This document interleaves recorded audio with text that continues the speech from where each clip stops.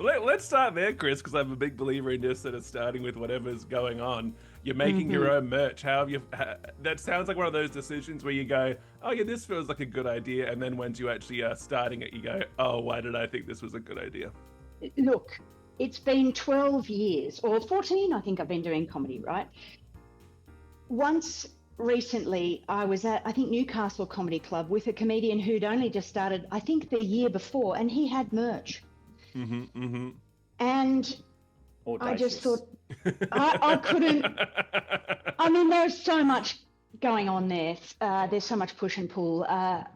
Why can't I do it? Why can he? What is the barrier? Apparently, you can make money out of it. So, and I need money. So why am I not doing? So I've gone to and fro with ideas. I've gone to makers of merch Makers of and merch. makers of merch, and nice ones, like ones that are ethical and cool and women run and stuff down the coast, and they've been very kind. And in the end, because what I want to do is not contribute more bullshit to the earth, like I don't want to go and buy t-shirts from China with my name on them and sell them. I don't want to do that. There are plenty of t-shirts out there. So I sort of said to them, I want to use t-shirts from Vintage, and they were like, yeah, absolutely, you can do that, but that'll be an extra, they have to charge something to make something out of it, right? So it's like I'm being charged more because I want to be a wanker who's ethical. And I thought, fuck it, I'm going to try and do it myself. The ethical tax. I'm going to learn how to fucking silk screen, God help me. Yeah, And right. Ethics I've ain't sewn free. no, mate. And oh my God, it's, what I have a new appreciation for sweatshop labor. I've made 26 tea towels, and I felt like I was in a prison,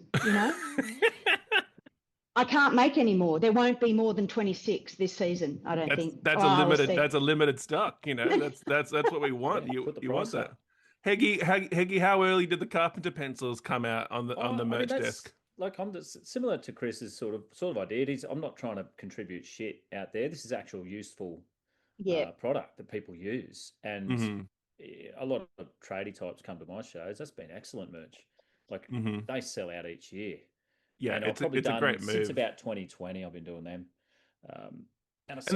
they're also pocket sized as well, which is nice. Any merch that you can just pick up and take so Yeah, easily is so great. I mean, I yeah, say pick up and take, and then it brings to mind that maybe didn't you chase someone down once for thinking that your merch was free or I've something? had to do that a couple of times. Yeah, there's a certain level of, let's face it, man, who just thinks shit's free.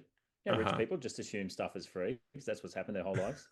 I have one of There's one Heggie's pencils there, the one from the Yuck tour, signed by the showroom man himself. condition. Oh, They're very, great. very nice. I'm yet to sharpen this one, but bloody useful thing. Yeah, that's been awesome, and I'm not doing them this year. Taking a year off to raise demand for next year's batch. Well, if you want to get, Chris might be available to screen print some tea towels with Heggie on them. I doubt I it. think things that are useful have always been good. I used to do bottle openers, those credit card size bottle openers. They're pretty good, and they'll last a long time and Yeah. fit in your wallet, sort of stuff. I I do love hate the word you trinketry. used, Heggie, was audacious when we talked about this new comedian Fucking selling unbelievable. merch. And audacious is such a beautiful word, but also it's so good to learn from that like audaciousness of that bold newcomer who's like, yeah, this is good. And you go, Mm. what? No, you're supposed to be ashamed of that sort of It thing. And then is. you go, I'm still very ashamed. Like it is exposing standing around after your gig trying to be a salesman. You yeah, just yeah. spend an hour telling these fucking idiots how life works, and then you're standing, oh, can I please have some beer money? It's awful. Like And it, I reckon it must be hard. The hardest part must be when people sort of smile. I'm dreading this. When people smile and go, and sort of giving you that I feel sorry for you look. I yeah, just don't think I'd rather them say I hate you and everything you stand for. yes, Yeah, I'd yeah. be a more little, comfortable with that.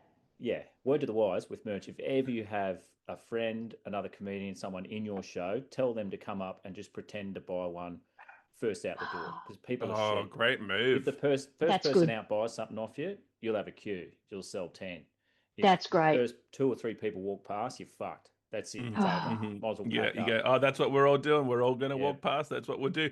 I mean, this brings me actually. I asked the members if they had any questions for you both. I told them that you're on the podcast today, and this really lines up with both of your on stage personas have a sort of I don't give a shit sort of vibe to them, and yet then you're out there on the merch desk going, but also please beer money, Oh please. my God. That's the worst part. So this question came from Simon Bauer, who is from Canberra, and he said, "Hell yeah, Chris and Heggie is a hell of a combo."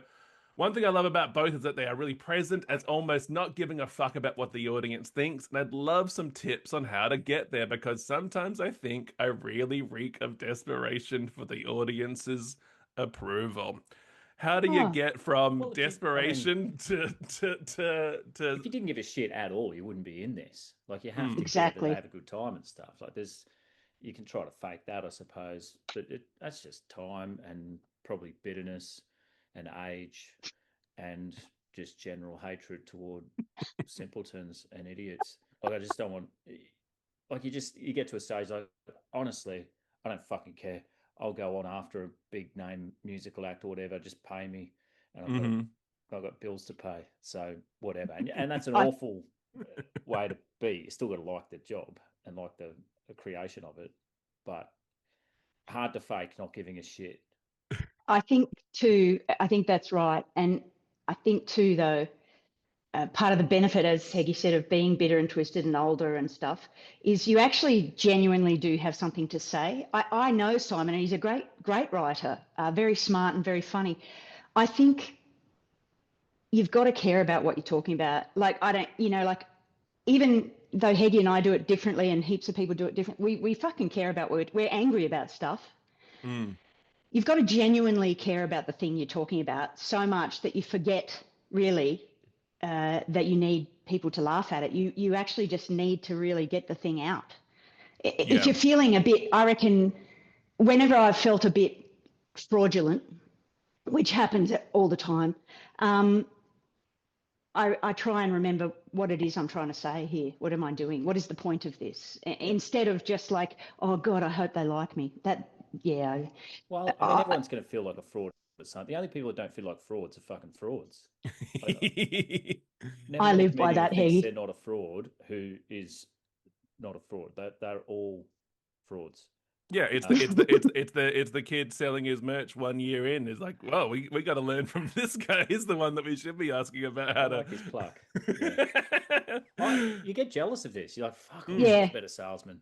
I'd have so much more money if I was just a better salesman of these jokes, of absolutely. your own self, of your own act, of everything. You say, fuck. There's so much Yeah. there's so much unlearning to do in Australian comedy, I think, as well. Is who knows about if you were 1 year in and thought, oh, you know what, I might sell some merch. I see Ronnie Cheng, he's selling his socks and stuff. I might, and then it takes one person to go, nah, mate, we don't do that. And you go, oh, okay, I guess we won't do that. And then you just shortchanging yourself because someone who's not making any money is just like, nah, that's not a thing that you want to do. You go, okay. We are very much like that. Like, I think we could It's go true. a bit more towards the American, you go for it, mate, thing without going all the way.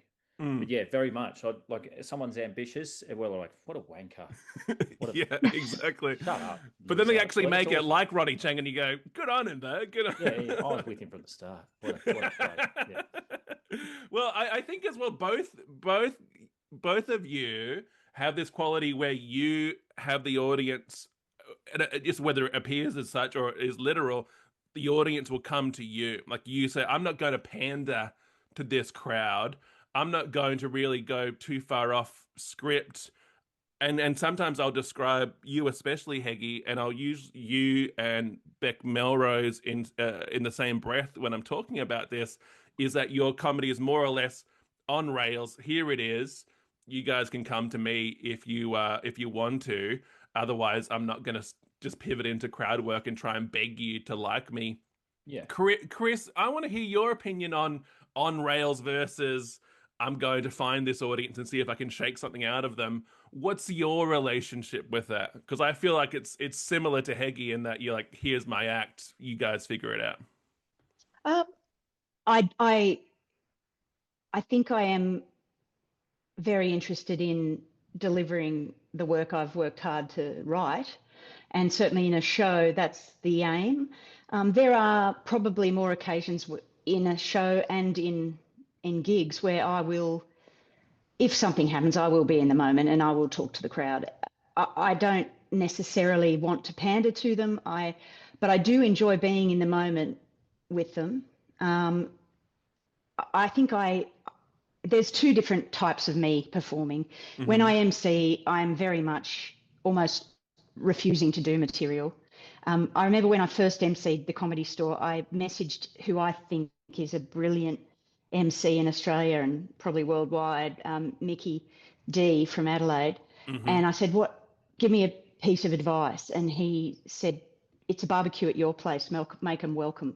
And that's always been my approach for MCing, and it's bloody good. But that advice was very good. But in terms of a show, I'm much more, I've written nearly 9,500 words. I pretty much want to say them. Yeah. That's so many words. That's so many words. Well, your Canberra peer, Suma, she asked this very question about how many words per to expect in an hour. 9,500 is a lot. That's a dense show. Luke, have you done a word count on your show before? Yeah, mine's about 10 to 10 and a half. Wow. Yeah, you can't be pivoting into crowd work with that many words. Why should I? He doesn't even stop to let them laugh for as long as they want to. He refuses to let them laugh for long. He's like, I don't care about your laughter. I've got stuff to say. Yeah. Well, they can buy the book if they want to revisit the material. And also, I mean, you could also work less hard, Heggie. You could do 1,000, 2,000 less words if you pause for laughter, and then you just work less. On the nights when that doesn't work, though, you're going to stand there look like a fucking asshole. Oh, so yeah. Just wait. Maybe drink. Heggie, yeah, I definitely drink a glass of water, and also my facials are far more. I've got way more facials than he. I can get a minute out of just my eyes. After like Jim Owen running around the stage. I think the eyebrows one. Yeah. I think this is a tricky question from the listeners, but I still want to see what you might respond to it in regards to word counts and writing while we're on the subject. This comes from Nick, and Nick says, this is for both of you, a question for both Heggie and Chris. What are their biggest challenges as both prolific comedy writers when generating new material? So I guess to piggyback on the back of that is, you guys write so much. I mean, we hear about your word count. Like, you guys write so much, or at least have the appearance of, because this is what you're sending out into the universe as far as what people are picking up, and therefore you got this reputation of, I gotta do another 10,000 words again this year. How do you see that, Heggie, as like this gigantic summit of a task each year, or does this just flow naturally? Yes and no. Like, without deadlines, I wouldn't do it, and I actually quite enjoy that part of it. Like, a lot of comedians hate that like sitting at a desk makes them want to vomit. So they don't. That's why I've got so much fucking crowd work and stuff now. I think it's just filler, isn't it? Yeah. That's what the people want, because they're simple, and it's great, and that's where the money is. But I can't and won't do that, and I quite enjoy the writing part of it. So it is a challenge. But I don't see it's a burden at all. If I did, I'd stop. It's pretty good. But this year I see doing a best of show. Yeah. I won't say it again. A classic Heggie title. How do you feel relaxed having this best of show? It's fucking hard to remember all this stuff. It's like my picks from the last 5 years. So it's definitely not the most popular material. It's just probably the worst of, to be honest, but it's just... Oh, we're playing some deep cuts. This is like going to like a famous concert. You're going to go see Neil Finn, but he's going to play the B-sides. Oh, yeah. It's B-side. It's all the stuff that you start saying in an hour show about 40 minutes in. So it's the last 5 shows worth of, just ripping into whatever I want. And it's hard to remember it all. So I've said some of this stuff for 5 years. You've talked about the 40-minute mark being the stuff that you can't test out in club sets. Yeah, I do, with bad results. But you still got to learn how to say it and stuff. But yeah, it's. I want to just briefly investigate that, Heggie, in regards to, like, a lot of people's 40-minute mark. The cliche of the 40-minute mark is, let's get real, let's get honest, let's get earnest. all right, everything's been leading up to this moment. Uh, but with your show, it's just like, well, it just gets even funnier here rather than I'm going to get real for a minute here. Yeah, How do you define the Heggie 40-minute mark versus the cliche 40-minute mark? just less palatable, I think. For like you can start with dogs and cafes and shit, and then do whatever. And then 40 minutes in, you're trivializing mental illness and calling everyone fuckwit to whatever, just ripping into whatever you can. Right. So it's now that you trust me, here is let's do it. Yeah, hopefully. Although there's no plan B. If they don't trust you, and then you start, telling the terminally ill that they're a bit entitled or whatever you think's funny, then it's going to go downtown. Because So this really is the B-side concert in regards to, like, I was at David Byrne recently, and there, like any musician that's been around for a long time, there are those songs where like one person in the audience is like, oh, this is actually my favorite one, but it's like I've never heard this song before. But there's people nudging. There's going to be people nudging each other in Heggie's show. I won't say it again. Go, this is actually like my favorite ever bit. Oh, I doubt it. That's not there'll be one or two nerds who've even heard any of it before. He's doing terminal illness. He's doing terminal illness. Yeah.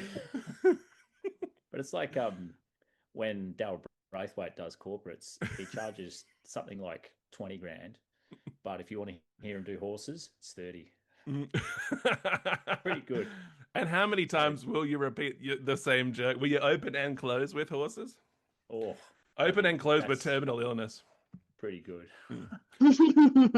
Chris, how do you feel about the reputation that you've put out there of being a prolific writer and therefore meeting that expectation? Oh man, like I don't know why that is there, because I'm not. If anyone has seen what I've been doing for the last 3 months, they'd just be like, "What a fraud." I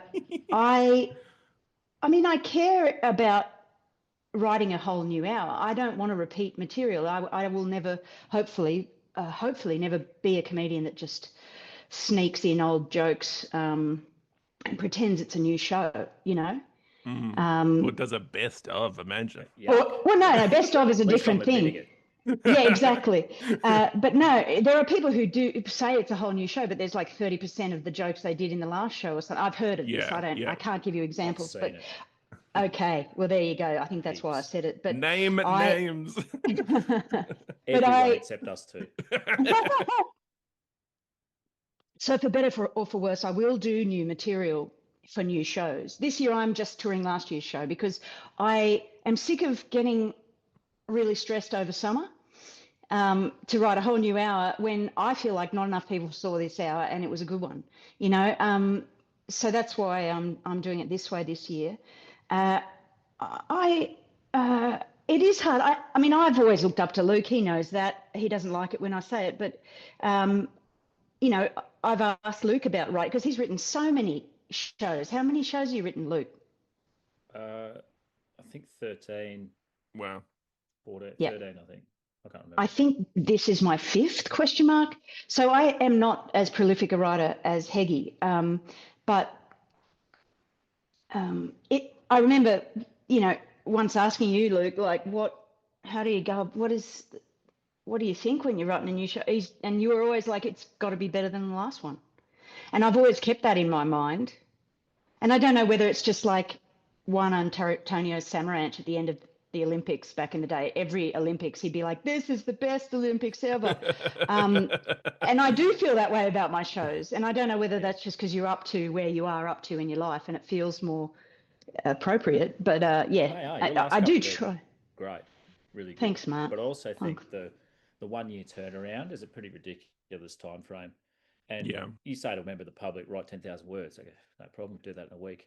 But to make every single one of them funny is different. And a 2-year plan I'll test this next year. I'm already started writing, but it's, I think, much better for the quality because everyone's scrambling.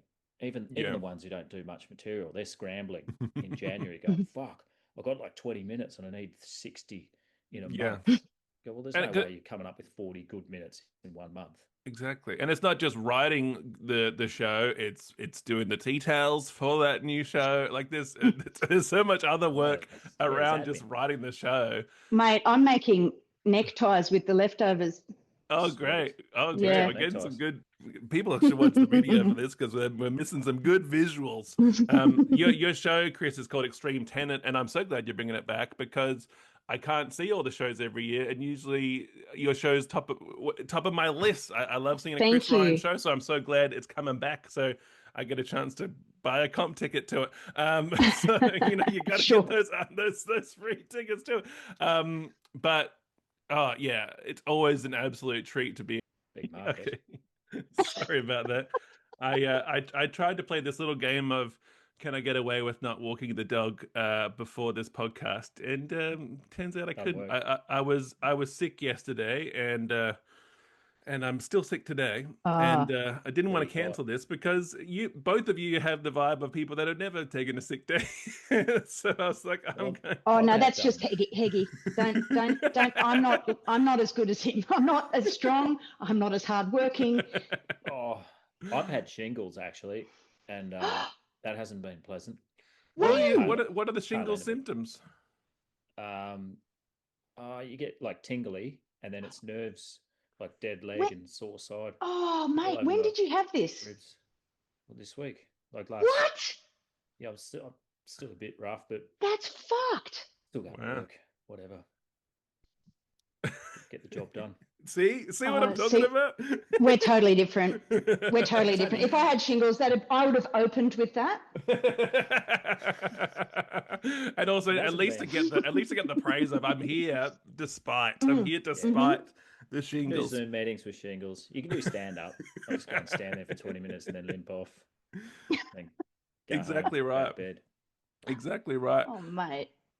Well, That's all right. one thing I want to just underline with narrative because people will come to me when either to consult or direct their show, and every now and then I'll get the person who says, "I just want to be funny. I just want to do the really funny show. I don't want to do like theme or narrative or whatever. I just want to be really funny." And I say, and I'll use Heggie as a shorthand because I'll say, if you are as funny as Luke Heggie, great. Then let's just do the really funny show. Otherwise, especially for newcomers, it's worthwhile to have some connective tissue in your show that then elevates all of the material because there's now a buy-in and investment from the audience to go, oh yeah, this show's also interesting when it's not hilarious. If you can get away with being Heggie and being that funny throughout, awesome. But most But people doing their first, second, or third show aren't doing it to that degree where they can go, I'll just be funny the entire time. So that's why I want the listener to just forgive themselves a little bit. And I want Chris, you to forgive yourself, especially. Narrative's not the worst thing in the world. it's great. I think like if your bits are all funny throughout, you still have to find a way for people to make the leap from, you ripping into the police to you ripping into mental illness to you talking about dogs. They're so unrelated, all these bits that you do to get good. You still have to crowbar, not clunky segues necessarily, but a way to thread it through. And that Have you becomes thought about this, Chris, unbelievable. and Heggie, in regards to doing this best of show, that it will then have like a new shape to it? I certainly have to think of what order it's in because it's a big gear shift, like some of the topics. So you do have to, think about just how it goes on, and I have crowbarred a couple of segues in, and that's how it goes. Did you I hear that, Chris Ryan? You've got Heggie's blessing to Yeah, have yeah. well, structure in your No, show. he I is. think actually He's. it's like narrative is an easier way to write. Like you have some sort of thing to come back to. It's much easier to relate unrelated stuff to that. It is. I think too, though, with anyone that just wants to tell jokes, you have to have a very strong point of view, and you are the connection between the jokes. So they have to really understand your point of view and who you are, and you have to know who that is. And it can't jump around. You can't go from charming and happy and hopeless to, I just don't think it works. You've got to be a consistent character on Yeah. stage, and that's what In, you are. in a for sure. way, like a show that's just all funny stuff, the connective part is here's a bunch of shit that annoys me. And it's, Mhm. oh, you know what else is fucking annoying is this. Like you don't say those words, but you know that's the sort of way to get from one thing to another. It's And is it sustainable across an hour? Because uh we get to that 40-minute mark sometimes, and that's the time where we go, oh, I'm sort of good now. Like when I see a Heggie show, I go, oh, I'm exhausted. yeah, From and which is another thing is the people that want to just go, I'm just going to be funny for an hour. Great. Yeah, can you sustain that? Does the show grow and heighten across the way? Chris, I'd love to look at some new stuff and play around with some new ideas. Do you want to share something from your phone? You referred earlier on that's where all your jokes begin, or do you want to look at something that's a new bit in your show? What would be Sure. useful? Oh well, I'm going to take the risk and just tell you something. Oh, here we go. This is completely unthought through. Have you still got Yeah, me? yeah, great. Okay, Yep. because I'm looking at my phone now. Okay, this is absolutely nothing has been done to this. Hmm. And you have to know what I'm talking about. No ad is worse than one for Leica pet food when you don't have a dog. I don't know if you've seen the ad. It is the most repulsive ad in the world. And I'm not exposed to ads these days, very much. But when you haven't paid the full fee for a streaming service or something, and it keeps coming up, it's the worst. And so I'm sort of thinking about media at the moment. Like, okay, here's another one. I used to feel guilty about abandoning a movie halfway through, but I don't now, like a lord, away with you. When Hollywood went from Monroe to Weinstein and Epstein and pants stains, I lost all allegiance to the flag. I hope they get the message just by me abandoning it, but I worry that I don't matter because I hate giving feedback. You know how you're always being asked after every time you buy something, please tell us what you think and stuff. I'm like, no, absolutely not. I'm not telling you what I think. And yet I want them to miraculously change everything for me. Oh, this is excellent. I mean, both of these are great. Heggie, what are your first what are your first sort of reactions? it's great. It's a good point of view that, um, like it's got that. Why isn't everything tailored to me? Classic And Chris Ryan. there's Yeah. fucking people out there with dogs, and aren't they smug? But Oh, I like have it. you seen the ad? No, Yeah, Oh, tell it's us about it, Chris. disgusting. Is it the one where they eat It's the pet food? no, it's who it's does? about giving your dogs pellets so they don't do disgusting shits. And it's this woman literally cleaning up a repulsive turd that we have to see on screen. And this hot guy jogs past. He's about to talk to her, but then he sees the shit and he keeps jogging. So I hate that ad for so many reasons, mainly because I have to look at this dog turd and I don't want to. Is the Mm. dog in the frame? Is he's like is the Never even implication that see the dog. he thinks she did it? That's why he doesn't. No, no. That's a good point, but that would be better than Yeah, no. I think it's just that he can't. He's disgusted that her dog does normal dog turds. yeah. It's that pet shame. It's like, oh, your dog is, yeah, you're not feeding your dog the right food, and therefore you're a Yeah, you're bad not person. spending more money on your dog food than you do on your own food. Oh well, you must be a shit person. Man, My dogs. I favorite, don't.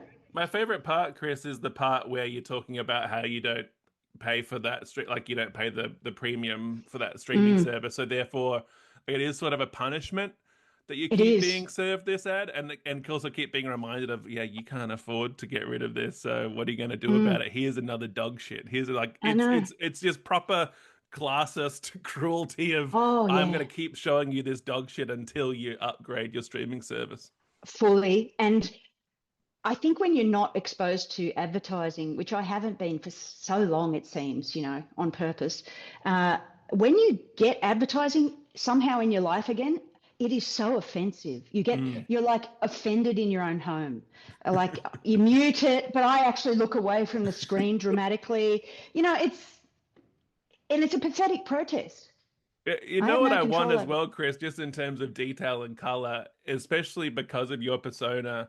I want to hear what you're watching, because especially I want to hear that it's something that you wouldn't really want to tell us that you like you're Oh watching. no, I think at the moment it's Sopranos. Oh, okay, Um, that's too cool. I mean, I but know. that's also nice though. I sort of wanted to hear what a Chris Ryan guilty pleasure would be like that you're checking out. Oh, too much alcohol. Uh, In Sopranos, didn't Michael fall asleep on a dog and kill it? oh, I I don't think missed I'm that. only in first season. I'm only up to the Okay. first season. Spoiler alert. That's all right. Don't fall in love with the dog. Well, dog culture sucks. Like I've got one. I love my dog, but people just fucking on about it too much.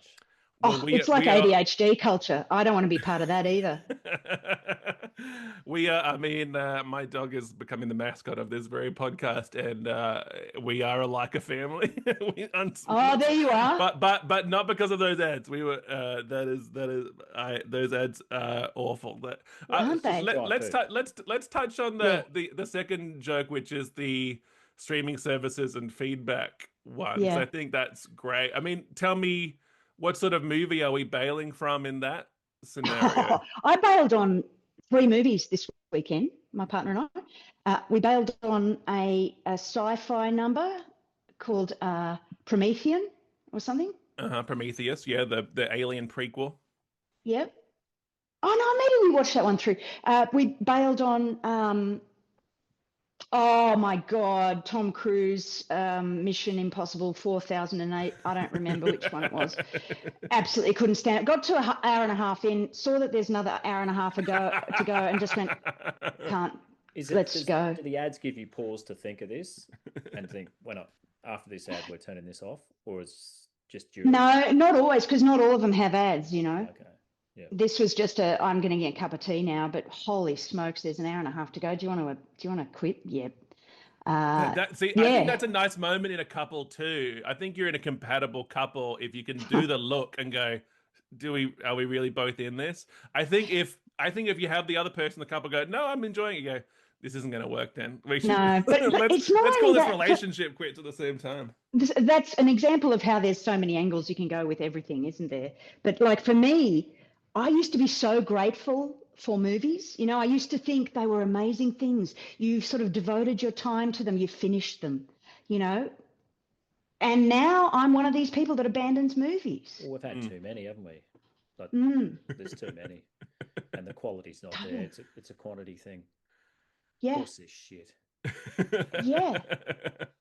I love the bail. I mean, the boring answer is that the algorithm is monitoring you bailing mid-movie, but it really isn't going to be as powerful. Just the same as like liking a protest post that you go like, yeah, I believe in that protest, not really doing anything ultimately. But I am very much the same as you, Chris, of the, I would write the review, but what, like for example, it's like at the restaurant. I had a joke about this years ago at the restaurant, at a cafe. They go, "How was everything?"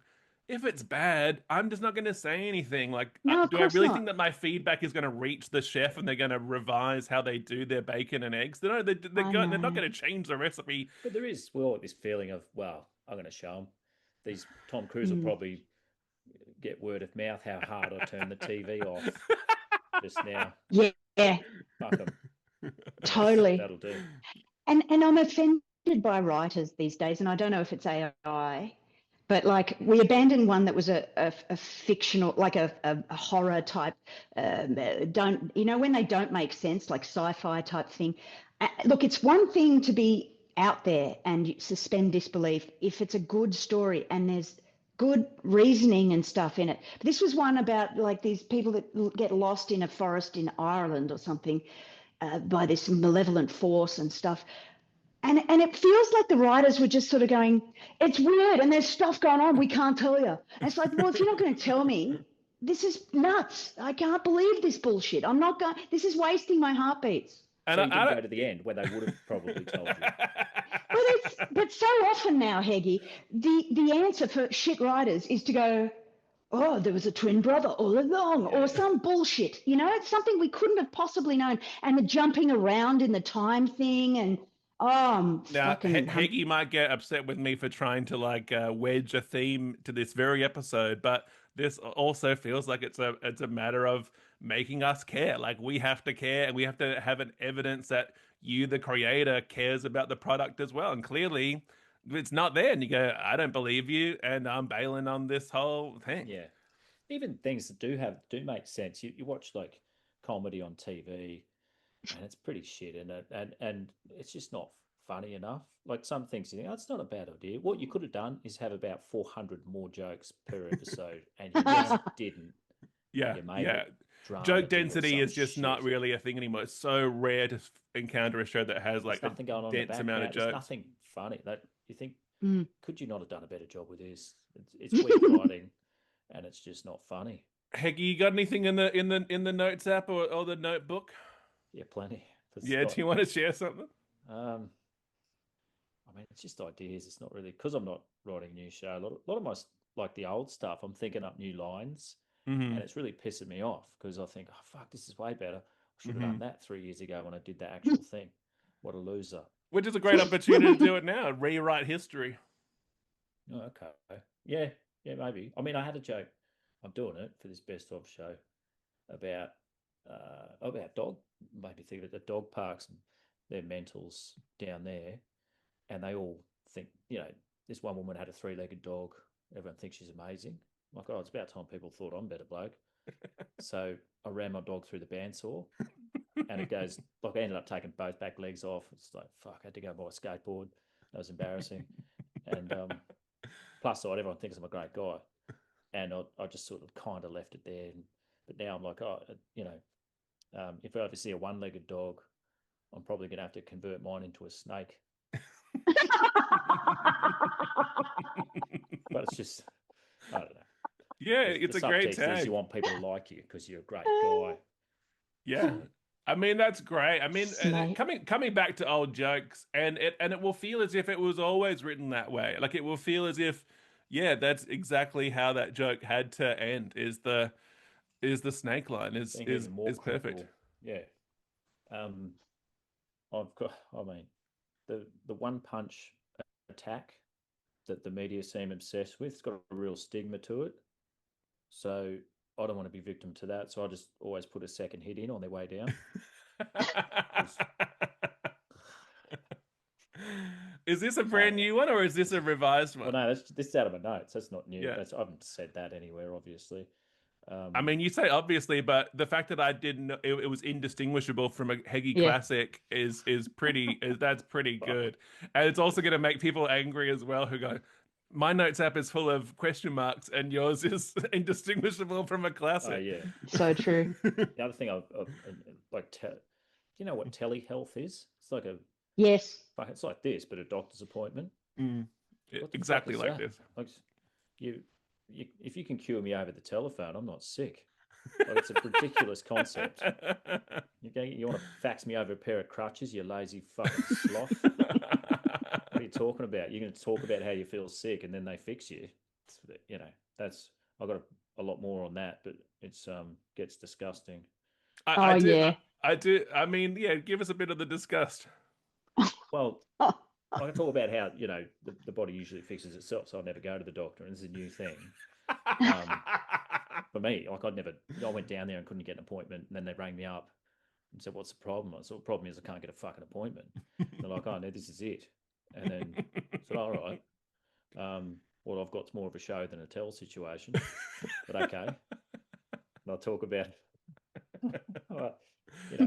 usually I just don't bother because I had an itchy freckle. And then one time a few hours later, I just farted so hard it wasn't itchy anymore. So the body is a beautiful thing that just fixes itself. But this one, a bit more of a problem. So I had a hemorrhoid, and so I tied some dental floss around it and tied the other end to a doorknob and just waited for a surly teenager to come home, slam the door. And now my complaints escalated into a situation. Do you want me to hold the phone up to my dot, you fucking lazy prick? Like just that the doctor's just sitting in his house trying to tell me how to get better. It's ridiculous. And then it goes from there. Anyway. Oh my goodness gracious. Chris, thanks. any first reactions? Oh, I know this bit and I know where it escalates to, and it's extraordinary. I think that's a new line in there, Heggie, isn't it? The fart away an itchy bum. You can. Yeah, wow. Yeah. I love that, like, you just never go to the doctor is so perfect. Even just like the simplicity. I don't know if you're just saying it to us, but there's something that really fits in your persona that just goes, you guys know what telehealth is? Because it's like a real normal thing that everyone knows Yeah. about, but it feels as if like you're the last person I'm on new to earth to it. have heard of, heard of I this haven't been thing. to the doctor for decades. I turned Yeah. 50 and you feel obliged to go. I'm like, oh, fucking all right. Like, unless there's steam coming out from under my bonnet, I'm not going to the mechanic. So just whatever, leave it alone. I love the moment too of you can't get the appointment. They call you up and go, "This is it." You go, "Oh, I'm in it right now." Is Mm. really really good. Oh Yeah. man. And the clock's ticking. They give you 15 minutes, and you got to Mm. please send in photos and stuff. I mean, health is a constant thing as you get older, and just the idea that, like, my GP, I asked her about like menopause and shit because I'm in that time zone, God help me, and she Did you referred say me it to a like that? website. Did you say and Pretty shit on much. the end of it? Yeah, pretty much. And she referred me to like a website where there were some fact sheets written for GPs. Brilliant. And I'm like, I'm not really able to decipher what the right thing to do is. And she said, oh, we'll just check out the website. I'm like, so, that was no use to me at all. Yeah. And that's, health is, I believe there's this new thing called slow health, Heggie. What's that? It's when they actually sit around and listen to you Ah, instead of just trying to shove you through. yeah. My brother went to the doctor and he caught the doctor on fucking Google. Like, he just Oh, looked it up. yeah. What's wrong? He said, I can do that, mate. Yeah. Well, my one is using AI these days. Like he's asking, and actually, this is a joke that I tried but just didn't land. But I think there's something in it. Is my doctor asked me if it's okay to use AI transcription so he doesn't have to be taking Yeah. notes during it. But then that means they're uploading all of my weaknesses to the robot army of the future. It's like now So all true. Yeah. the robots are going to know that I've got a bad knee and high blood pressure and a weakness to laser beams. Like I But feel like the good news is they're never going to come for you, not Yeah. me specifically. because you're not strong enough. There's nothing in it for them. They can see that I'm not like as far as the Terminator of it all have gone back to kill John Connor, the leader of the uprising. They can see Marcel doesn't have any hints that he's They'll going let, to be leading yeah, AU they'll armies. let you through to the keeper, and me.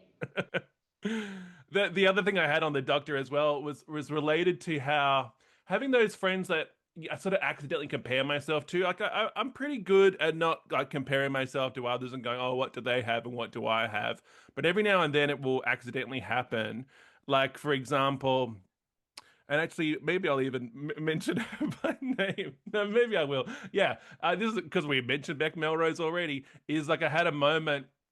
And like Beck Melrose writing for TV, such a funny person, incredible. We were doing a writers retreat years ago, and she had just learned how to make an omelet, and I was like, you know what? I might not be writing for Gruen and a cool TV writer and one of the most hilarious people, but I have learned how to make an omelet proficiently years ago. And same thing as well for other comedians I'll see that are doing very well for themselves but don't have a driver's license. Is I'll Yeah. think, well, I mean, I'm not on the telly, but I can go to the shops when I'm Yeah. hungry. Like that feels pretty good. The And then incompetence did surprise me in comedy. Go on, sorry. Yeah. yeah, it is so true. And then the last one was going back to the doctor. He can't touch type.